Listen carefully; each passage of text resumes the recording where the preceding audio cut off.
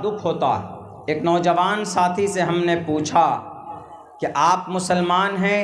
हमारे दोस्तों में से थे, उनके बाल अजीब तरह के कटे हुए थे। हमने उनसे पूछा कि आप तो बड़े मॉडर्नाइज लगते हैं, फैशन परस्त। हमने कहा एक बात बता दीजिए कि मोहम्मद रसूलुल्लाह सल्लल्लाहु अलैहि वसल्लम के दादा का नाम क्या था? उन्होंने कहा कि मौलाना पूछने की बात है, अब्दुल मुत्तलिब। हमने कहा बहुत अच्छी बात, अब्दुल मुत्तलिब। हमने कहा रियल नाम क्या था इनका? हकीकी नाम बहुत सारे आदमी नहीं जानते, हम में से कोशिश भी नहीं करते। और अगर कहीं किसी क्रिकेटर के बारे में उनको इन्फॉर्मेशन निकालना हो तो फ़ौरन गूगली में सर्च करेंगे, गूगल पे जाकर ढूंढेंगे, अभी 1 घंटे के अंदर PDF निकाल करके दे देंगे। वो किसी एक्टर एक्ट्रेस के बारे में इतने लगाव है, एकदम अंदर से खोखले हो गए, एकदम खोखला। हमने कहा कि अच्छा बताओ अल्लाह के नबी अलैहिस्सलाम के अब्बा का नाम? बोला मौलाना पूछने की कोई बात। हमने कहा उनकी वफ़ात कब हुई? बोला ये तो मालूम नहीं है, लेकिन आप अलैहिस्सलाम के अब्बा का नाम अब्दुल्ला,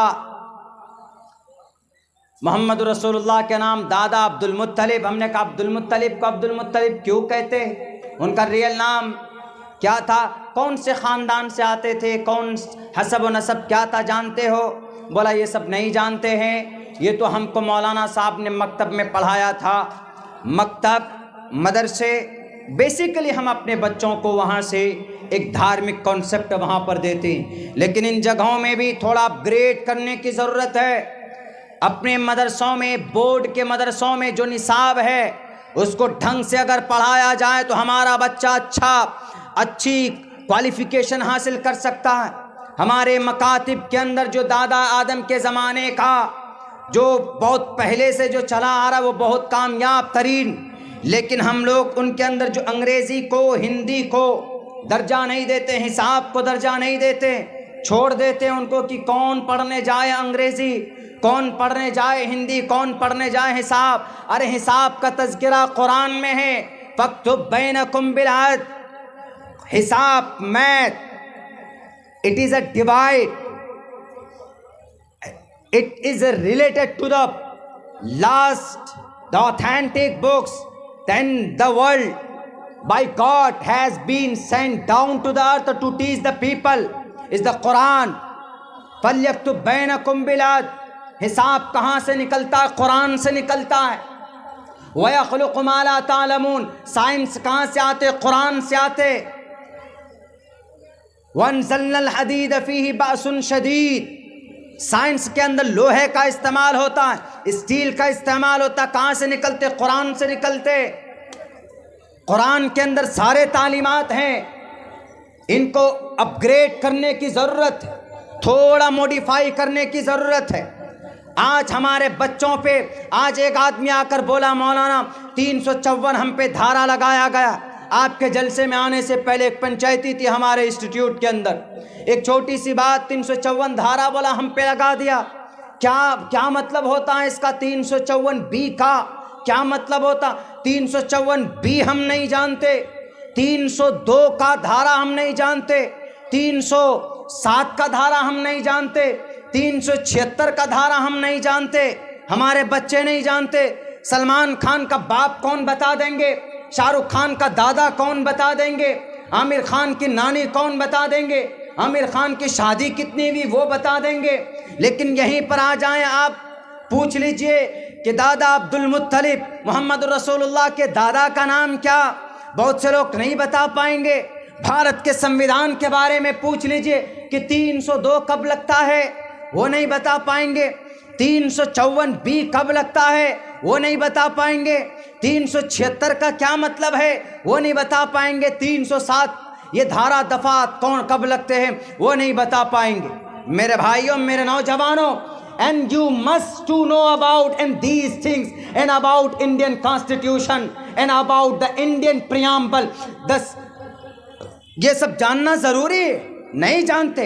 हमने कहा कि आपके ऊपर चार्ज लगा है, 354B का मतलब होता है आपने पूरी कोशिश की किसी के ऊपर, किसी गांव समाज की बहू बेटी को कि उनकी इज्जत व आबरू लूटने की, उनकी रेप करने की, बलात्कार करने की अगर आपने कोशिश की है तो ये धारा लगता है।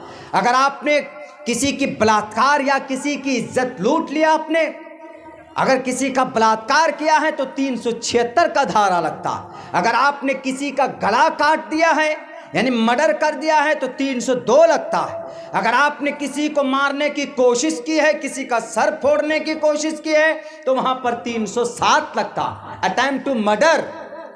हमने कहा कि ये चीजें तो पता होना चाहिए। और अफसोस मास्टर साहब थे वो, अच्छी बात है, लेकिन ये रोजमर्रा की चीजें होती हैं जो बताना और समझना और समझाना हमारे लिए निहायत जरूरी। इसीलिए तो बोलते हैं ना, लोग क्या बोलते हैं कि मुसलमान बहुत बच्चे पैदा करते और उन बच्चों की परवरिश नहीं करते, उनकी तालीम नहीं देते। इसीलिए जनसंख्या नियंत्रण कानून कहीं पर लाए जाते कि कानून बनाओ ऐसा कि 2 बच्चे से ज़्यादा ना हो, 2 बच्चे से ज़्यादा ना हो। कोई बात नहीं, बना लो कानून जी, बनाने वालों। लेकिन जो कानून बनाने के लिए जो लोग बजिद हो रहे हैं कि हम कानून बनाएंगे, उत्तर प्रदेश के लाल बुजक्कर साहब बोलते हैं कि जनसंख्या नियंत्रण कानून बनाएंगे। हमने कहा कि भाई पहले तो तुम ही 9 भाई बहन हो, तुम ही 9 भाई बहन हो। अपने अब्बा को बोलते हैं कि जनसंख्या नियंत्रण के तहत आपने इतने बच्चे क्यों पैदा किए? सिर्फ बोलना आता है कि 4 बच्चे क्यों पैदा किए, 5 बच्चे क्यों पैदा किए। तो पूछो, मालूम करो, राजा दशरथ थे, उनके तो 4 बेटे थे, 2 क्यों नहीं हुए?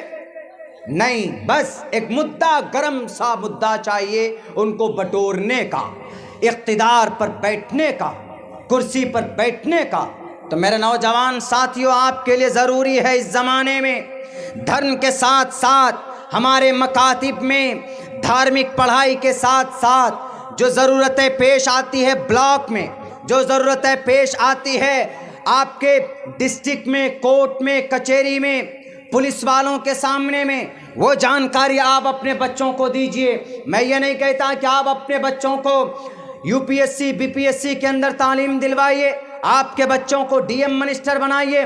बड़ी बड़ी तंजीमें हैं ना, बहुत सारी तंजीमें आती है, कहीं पर बाथरूम बनाती है, बहुत सारी तंजीमें आती है ट्यूबवेल लगवाने के लिए, बहुत अच्छी बात है। लेकिन इनके साथ साथ आपको पूरे सीमांचल के लिए यूपीएससी यानी जहां से क्वालिफाइड के बाद बच्चा डीएम और एसपी और एसडीएम वगैरह बनता है, आप ऐसी इंस्टीट्यूट क्यों नहीं बनाते? हमारे मुसलमान पसमानदा हैं, हमारे मुसलमान बहुत ज़्यादा पिछड़े बैकवर्ड एरिया से ताल्लुक़ रखते हैं। हमारे इन मुसलमान बच्चों को मैट्रिक इंटर के बाद इनको रोज़ी रोटी नहीं होती, पैसे नहीं होते हैं, तो रोज़ी रोटी कमाने के लिए ये दिल्ली और पंजाब चले जाते। मैं इन तमाम तंजीमों से कहूँगा, आप कवर कर रहे हैं, मेरी आवाज़ अगर उन तक जाए, चाहे वो अरब फॉरेन कंट्रीज़ की तंजीम हो या हमारे भारत के अंदर रहने वाली तंजीमें हो, चाहे जौन सी भी तंजीम हो, जमीयत उलमाए हिंद हो, हमारे जमात शरिया हो, मुस्लिम पर्सनल लॉ बोर्ड हो, जमीयत उलमाए अहद हदीस हो, और हमारी जितनी भी तंजीमें हैं मुसलमानों की, मैं सबसे कहूँगा कि हमारे सीमांचल में एक इंस्टीट्यूट कायम कीजिए जहाँ पर हम अपने बच्चों को यूपीएससी के लिए, बीपीएससी के लिए उनकी प्रिपरेशन और तैयारी करा पाएँ, उनको स्कॉलरशिप दे पाएँ। चंदा आपको चाहिए, हम कजरा बस्ती से लाखों रुपए देने के लिए तैयार हैं। हम अगर 10,000 कमाएंगे, 1,000 रुपए महीना आपके उस इंस्टीट्यूट को देंगे, लेकिन आपको आगे कदम बढ़ाना होगा। इन बातिल ताकत से मुकाबले के लिए कोई दूसरा हथियार नहीं है, कोई नेता आपकी बात को नहीं रखेगा। अब से तकरीबन 60, 70, 75 साल पहले एक आया था बड़ा नेता, 2 मुल्क बना लिया, आपको मरने के लिए, कटने के लिए इस भारत में छोड़ दिया। आज भी कुछ मुसलमान नेता हैं जो अपनी कुर्सी के लिए भड़काऊ भाषणें देते हैं कि नहीं मुसलमानों उठो, अपना हक लो सियासत में। ठीक है, उठेंगे मुसलमान, आप जीतते भी हैं, आपको कुर्सियां भी मिलती है, लेकिन जब उन्हीं के इलाके में किसी की मॉब लिंचिंग होती है तो आप उनकी मदद को नहीं पहुंचते हो। ये झूठी तकरीर नहीं चाहिए हमें आपकी, ये झूठा दिलासा नहीं चाहिए हमें आपका। हमें ज़मीनी सतह पर काम चाहिए। अगर किसी की मॉब लिंचिंग होती है तो उनको मदद मिलनी चाहिए, उनका केस फाइल होना चाहिए। अगर किसी बच्चे की इज्जत लूटी जाती है तो सुप्रीम कोर्ट तक, हाई कोर्ट तक उनकी मदद कौन करता है? हमें वो मसीहा चाहिए, हमें हवाई तकरीर नहीं चाहिए। इसीलिए मैं कहता हूं, अगर तकदीर बदलना है तो आपको अपने कौम के अंदर कौम के बच्चों को तालीम देना होगा, एजुकेशन देना होगा। तभी आप उस एजुकेशन और उस तालीम को हासिल करके आप दुनिया के, हमारे भारत में जो हम पर इलिटरेसी का जो कलंक है लगा हुआ, वो धुल सकता। ये सीमांचल जरखेज़ है, यहाँ का बच्चा बड़ा हुनरमंद होता। अभी यूपीएससी के अंदर में पूरे भारत में 700 से अधिक बच्चे पास हुए, उनमें से पहला नंबर कहाँ का बच्चा? बिहार का। आपके बिहार का बारसोई कदवा कटिहार का है वो लड़का जो पूरी भारत में यूपीएससी में टॉप रैंक हासिल किया। बताइए आप क्या कहेंगे? हमारे बच्चों में वो हुनर नहीं, बल्कि 3-3 बच्चे बिहार से यूपीएससी में सेलेक्ट हुए। हमारे गांव के करीब एक स्कूल के करीब एक गांव है, वहां पर पिछले साल एक बच्चा 251 नंबर से पास हुआ। उससे पहले एक बच्चा एसडीएम बना हुआ है, और जो इस बार बना है वो डीएम बनेगा। जब वो डीएम बनेगा तो अपने गांव के अंदर कुछ ना कुछ अच्छा करेगा, और अपने जिस ज़िला पे रहेगा वहाँ अच्छा करेगा, लॉ एंड ऑर्डर को मेंटेन करेगा। तो इसलिए तालीम ही एक ऐसा हथियार है कि we change and make the good world and the change the world against me. हमारे लिए जो बहुत सारी बुराइयाँ पैदा की गई है, एक वावेला खड़ा किया गया है, हम उनका मुंह तोड़ जवाब दे सकते। तो मेरे भाइयों, एक्टिव होना होगा। तो हमने उनसे कहा कि बाबू बताओ मोहम्मद रसूलुल्लाह के दादा का नाम क्या है? वो बोलता है कि मौलाना हमको इतना मालूम है कि अब्दुल मुत्तलिब है। हमने कहा कि the real name, what is the real name of Abdul मुत्तलिब? उन्होंने कहा कि आई डोंट नो, बहुत सारे लोगों को मालूम नहीं।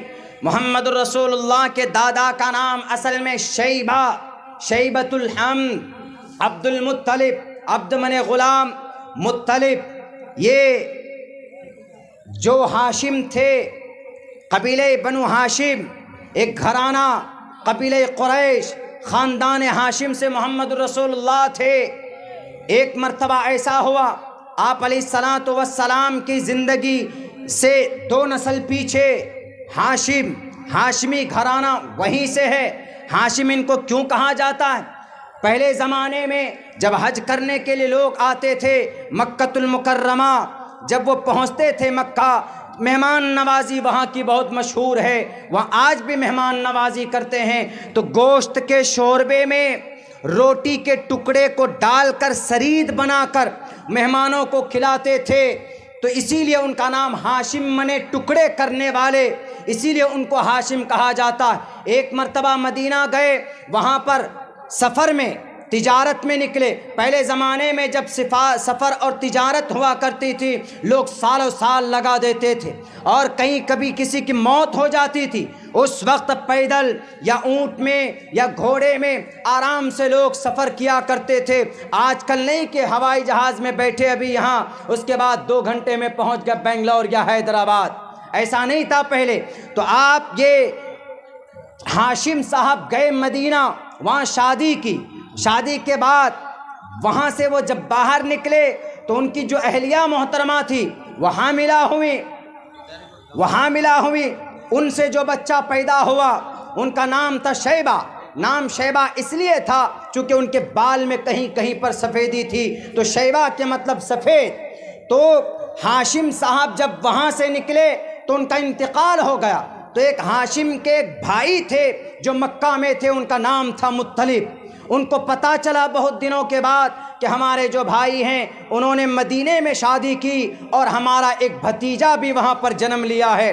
तो ये पहुँचे पहुँचे यहाँ से मक्का से वहाँ पर मदीना जाने के बाद वहाँ पर कहते हैं, देखते हैं, शक्ल सूरत से पहचान गए उस बच्चे को कि यही बच्चा लगता है कि हमारा भतीजा है। जब उनकी माँ से बात की, उन्होंने इनकार कर दिया कि मेरे शौहर का ये रिज़ल्ट, मेरे शौहर का ये निशानी मैं अपने बच्चे को कैसे दे सकती हूँ। उन्होंने कहा, मुत्तलिब साहब ने कहा, हाशिम के भाई साहब ने कहा कि देखिए, मैं हमारे इलाके में वहाँ पर हम सरदार हैं, अभी इनको लेकर जाते हैं, अभी सरदारी आएगी, आपके बच्चे के हाथ में सरदारी आएगी, आपके बच्चे के हाथ में मेहमान नवाजी आएगी, बेहतर होगा, अच्छा काम होगा। उन्होंने कहा, अच्छा ठीक है, आप इस बच्चे को लेकर जाएं।